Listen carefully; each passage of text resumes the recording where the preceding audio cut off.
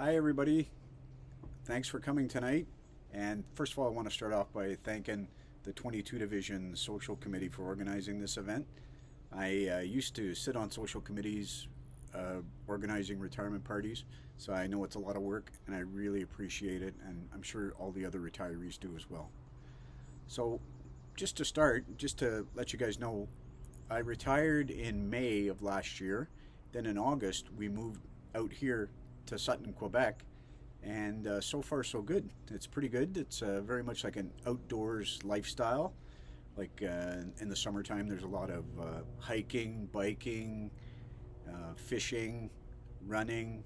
In the wintertime, it's all skiing, skating, snowshoeing, and I like the property because I can hunt on it. Because I'm like a lot of you know, I'm a big time hunter, so I really enjoy that.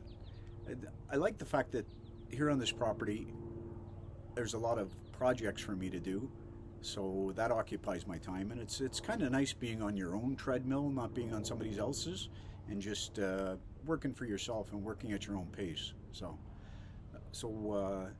that's cool. So I was talking about family. I think I'll circle back and just talk about my family. It's my wife Lucy and my son Nicholas. If it wasn't for them, I probably wouldn't have made 31 years on the Toronto Police. And they were my bedrock. They kept me grounded. They put up with me when I was away and when I was on shift work, and I really appreciate it. The reason we moved here is my wife's originally from this neck of the woods. She moved to GTA for 31 years, so now it's her turn. So I gotta say, like over the 31 years of my career, I really had a good time. I really enjoyed myself. I started out in 12 division. Then after 12, I went to 11. Then I went to fraud squad. I was in the gang section there, a surveillance team for 2 years. Then I got promoted and I went back to 12 division for 2 years less a day. Then I went back to fraud squad.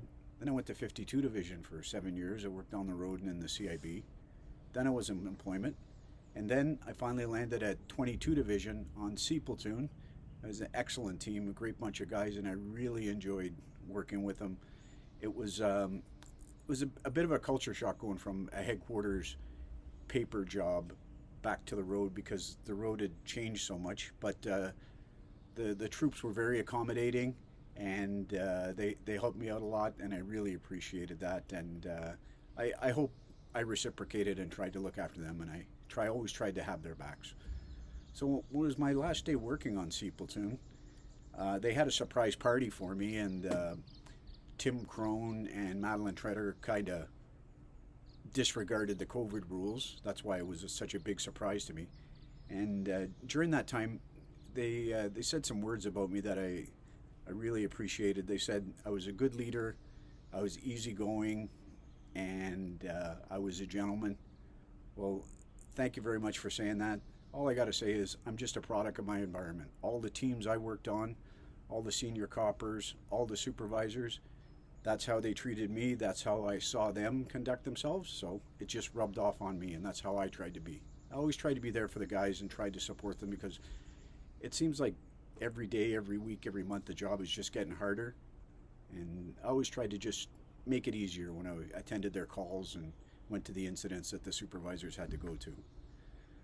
So, while we're talking about influence and people that influence me, I'd like to take this time right now just to acknowledge three people. They didn't make it to retirement, but they had a huge influence on me and they affected me a lot. When I was at 12 Division, Todd Bayless was murdered in 1994. When I was at 52 Division, Ryan Russell was murdered. And I worked at 11 Division and 52 with Jeff Northrup. So I knew all these guys. They were great guys, great family guys.